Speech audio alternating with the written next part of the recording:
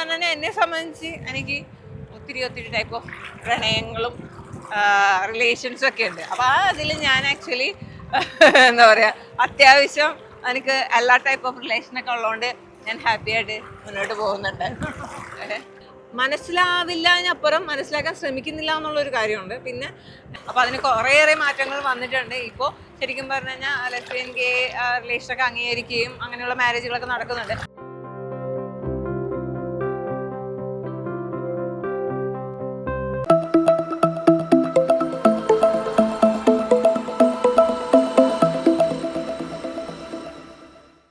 സ്ത്രീകൾ സമൂഹത്തിലും വീട്ടിലൊക്കെ അനുഭവിക്കുന്ന ഓരോ ഇഷ്യൂസ് അത് ഭയങ്കര ഡിഫറെൻ്റ് ആയിരിക്കും പല തലങ്ങളിൽ. ഈ പറഞ്ഞ പോലെ ഓരോ കുടുംബ റിലേറ്റഡ് ഇഷ്യൂസ് വേറെ, സൊസൈറ്റിയിൽ അവർ ഫേസ് ചെയ്യണത് വേറെ, ബോഡി കാരണം, കളർ കാരണം, അങ്ങനെ ഫേസ് ചെയ്യുന്ന സാധനങ്ങളൊക്കെ ഡിഫറെൻ്റ് ആണ്. ഇത് ചിലപ്പോൾ കമ്മ്യൂണിക്കേഷനിൽ ഇതൊക്കെ പറയും, ആളുകൾക്ക് എന്താ പറയുക, റിലേറ്റ് ചെയ്യാൻ പറ്റും, എംപത്തറ്റിക് ആവാൻ പറ്റും. മനസ്സിലായോ?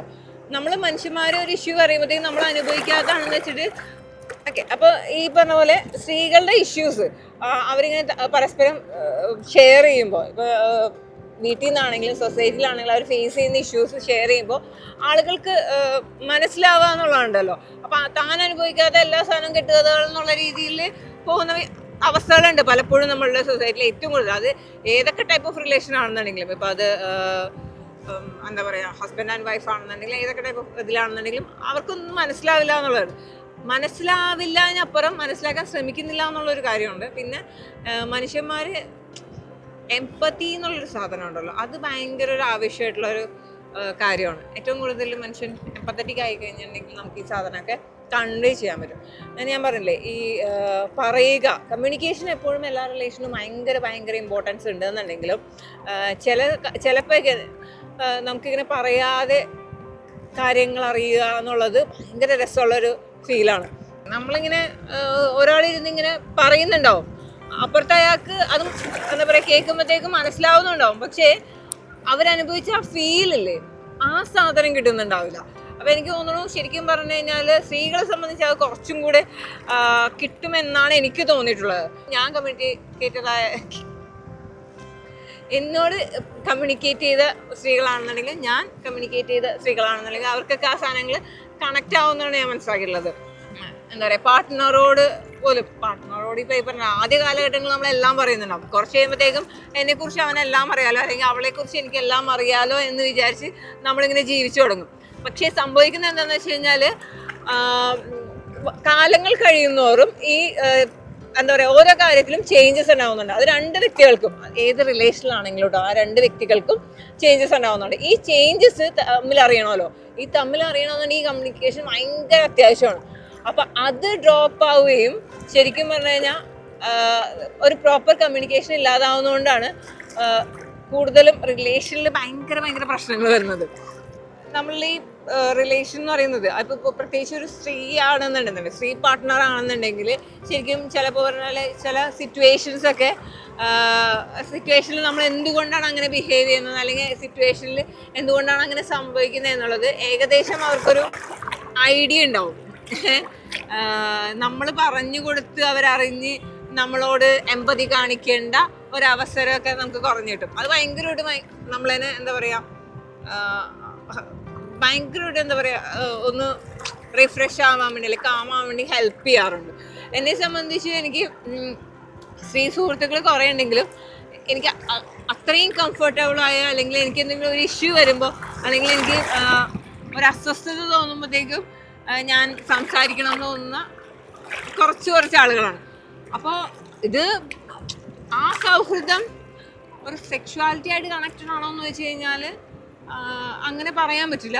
അങ്ങനെയുള്ള റിലേഷൻസും ഉണ്ട് കേട്ടോ, ഇല്ലാന്നൊന്നുമല്ല. ഞാൻ പറഞ്ഞാണ് ഈ എന്താ പറയുക, ലെസ്ബിയൻസ് ആകുമ്പോഴത്തേക്കും, ഇപ്പോൾ ഞാൻ ലെസ്ബിയൻ എന്നുള്ള റിലേഷനിൽ ഫോക്കസ് ചെയ്ത് സംസാരിക്കാൻ കാരണം തന്നെ എന്താണെന്ന് വെച്ച് കഴിഞ്ഞാൽ, പൊതുവെ നമ്മുടെ സമൂഹത്തിനൊരു ചിന്തയുണ്ട്, ഒരാൾ ഡോമിനൻ്റായി നിൽക്കുന്നു, ഒരാൾ അല്ലാതെ നിൽക്കുന്നു. സാധനം നമുക്കിപ്പോൾ നമ്മളുടെ ഈ സൊസൈറ്റിയിൽ ജീവിച്ചു പോകാൻ വേണ്ടി ശരിക്കും പറഞ്ഞു കഴിഞ്ഞാൽ ഈ രണ്ടവസ്ഥയും ആവശ്യമാണ്.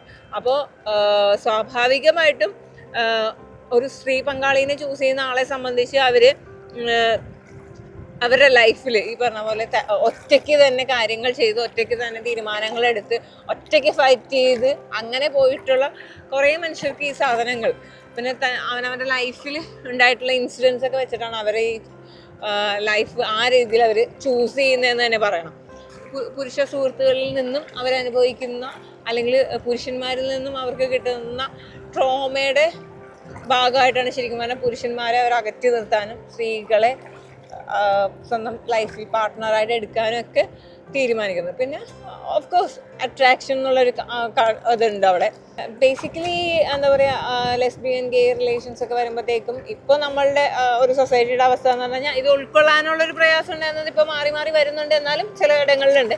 ബേസിക് ഒരു ഇഷ്യൂ അവിടെ വരുന്നത് എന്താണെന്ന് വെച്ച് കഴിഞ്ഞാൽ ശരിക്കും പറഞ്ഞാൽ റീപ്രൊഡക്ഷൻ എന്നുള്ളൊരു എന്താ തലമുറ മുന്നോട്ട് കൊണ്ടുപോകാന്നുള്ളൊരു ഇതുണ്ടല്ലോ. അപ്പോൾ സ്വാഭാവികമായിട്ട് ലെസ്ബിയൻ ആകുമ്പോഴത്തേക്ക് അല്ലെങ്കിൽ ഗേ ആകുമ്പോഴത്തേക്ക് അത് പോസിബിൾ അല്ല എന്നുള്ളൊരു ചിന്തയിൻ്റെ ഭാഗമായിട്ടാണ്.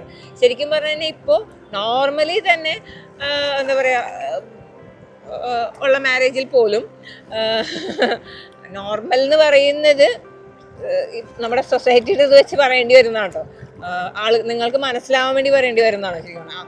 അപ്പോൾ അങ്ങനത്തെ ഒരു ഇതിലെന്ന് പറയുമ്പോഴത്തേക്ക് ഈ പറഞ്ഞ പോലെ അങ്ങനെയുള്ളൊരു മാരേജ് കൺസെപ്റ്റിൽ പോലും കുട്ടികൾ വേണ്ട എന്ന് തീരുമാനിക്കുന്ന അവസ്ഥയാണ് നമ്മളിപ്പോൾ കണ്ടുകൊണ്ടിരിക്കുന്നത്. ശരിക്കും പറഞ്ഞു കഴിഞ്ഞാൽ അഡോപ്ഷൻ എന്നുള്ളൊരു ഓപ്ഷൻസ് ഒക്കെ ഉണ്ട്. പിന്നെ സയൻസ് അത്രയും ഡെവലപ്പ് ആയതുകൊണ്ട് വേറെ ഓപ്ഷൻസ് നമുക്ക് ഉണ്ട്. അപ്പം ശരിക്കും റീപ്രൊഡക്ഷൻ എന്നുള്ളൊരു കൺസെപ്റ്റ് വെച്ചിട്ട് നമ്മൾ ഈ റിലേഷൻസിനെ എന്താ പറയുക ജഡ്ജ് ചെയ്യേണ്ട ആവശ്യം വരുന്നില്ല, ഒന്നാമത്തെ കാര്യം. പിന്നെ ഫാമിലിയിൽ ഒരാൾ ഫാമിലി റൺ ചെയ്യുക, ഒരാൾ ഏൺ ചെയ്യുക എന്നുള്ളൊരു കൺസെപ്റ്റ് ഉണ്ട്. ഓഫ് കോഴ്സ് രണ്ടുപേരും ജോലി ചെയ്യുന്ന രീതിയിലാണ് കാര്യങ്ങൾ പോണെങ്കിലും കുട്ടികളെ നോക്കുക, കുടുംബം നോക്കുക എന്നുള്ളത് എപ്പോഴും സ്ത്രീയുടെ മാത്രം എന്നുള്ളത് ഇപ്പോഴും ഉണ്ട്. അതിനുള്ള മാറ്റം വന്നിട്ടില്ല. കുറച്ചെങ്കിലും പുരുഷന്മാരങ്ങനെ നോക്കിയൊക്കെ പോകുന്നുണ്ടെങ്കിലും സ്ത്രീ തന്നെയാണ് മെയിനായിട്ട് കുടുംബം നോക്കുക എന്നുള്ളൊരു ഇതുണ്ട്. അപ്പോൾ ഈ അതിനെയും ശരിക്കും പറഞ്ഞു കഴിഞ്ഞാൽ പൊളിക്കേണ്ടതുണ്ട് ആ അവസ്ഥകളും. ഇപ്പോൾ രണ്ട് പുരുഷന്മാരൊന്നിച്ച് ഒരു കുട്ടീനെ ദത്തെടുത്ത് വളർത്തുമ്പോഴത്തേക്കും അവർക്കത് പറ്റില്ലേ? അല്ലെങ്കിൽ വിവാഹത്തിന് ശേഷം ഡിവോഴ്സ്ഡ് ആയോ അല്ലെങ്കിൽ ഭാര്യ മരിച്ചതായിട്ടുള്ള ആളുകളൊക്കെ കുട്ടികളെ വളർത്തുന്നത്. അപ്പോൾ ഇതും പോസിബിളാണ്. അപ്പോൾ സിറ്റുവേഷനോട് അഡ്ജസ്റ്റ് ചെയ്യാൻ വേണ്ടി നമ്മുടെ സൊസൈറ്റി തയ്യാറാണ്. പക്ഷെ റിലേഷൻ വരുമ്പോഴത്തേക്കും ആ സാധനങ്ങളൊന്നും എടുക്കില്ല എന്നുള്ളതാണ് അവിടെ കാര്യം വരുന്നത്. അതായത് നമ്മളുടെ ജമീല കഥ പറഞ്ഞുകൊണ്ടിരിക്കുന്നതാണ്, അതിൻ്റെ ഇടയിൽ കുന്തലും വെച്ചോ പക്ഷെ ഒച്ച പാടുണ്ടാക്കാൻ. അതായത് ഇപ്പം നമ്മളുടെ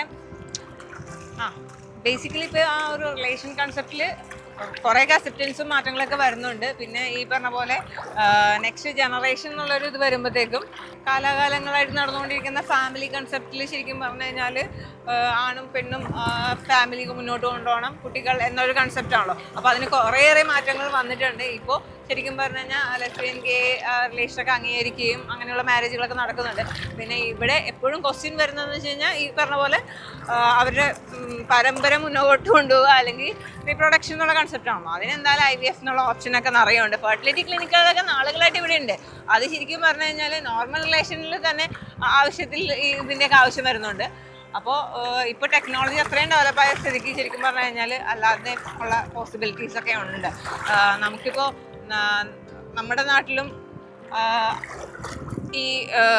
ഈ ഫെസിലിറ്റീസൊക്കെ യൂസ് ചെയ്യുന്നതായിട്ടും നമ്മൾ കണ്ടും കേട്ടും വരുന്നുണ്ട്. ശരിക്കും പറഞ്ഞാൽ മാറ്റങ്ങൾ അനിവാര്യമാണ്. അത് അക്സെപ്റ്റ് ചെയ്യാൻ വേണ്ടി നമ്മളെല്ലാവരും റെഡി ആവുക എന്നുള്ളതാണ്. ബേസിക്കലി എല്ലാ റിലേഷൻ്റെയും ഒരു ഇത് എന്താ പറയുക, കാതൽ എന്ന് പറയുന്നത് ലവ് ആണ്, കാതൽ തന്നെയാണ്, സ്നേഹമാണ്. അപ്പോൾ അതുണ്ടെങ്കിൽ തന്നെ കാര്യങ്ങൾ മുന്നോട്ടുള്ളൂ. ഓഫ് കോഴ്സ് നമ്മളിപ്പോൾ നമ്മളുടെ സൊസൈറ്റിയിൽ നമ്മളെ ഈ സമൂഹ ജീവികൾ ശരിക്കും പറഞ്ഞാൽ ഒരു പാർട്ട്ണറിൽ മാത്രം സംതൃപ്തരായിട്ടുള്ള ആളാണ്. ഇപ്പോൾ ഈവൻ നമ്മൾ ഇപ്പം ഞാൻ എൻ്റെ ലൈഫ് ചൂസ് ചെയ്തത് ശരിക്കും പറഞ്ഞു കഴിഞ്ഞാൽ ഒരു ഓപ്പോസിറ്റ് സെക്ഷുവാലിറ്റി ഉള്ള ഒരു മനുഷ്യരായിട്ടാണ്.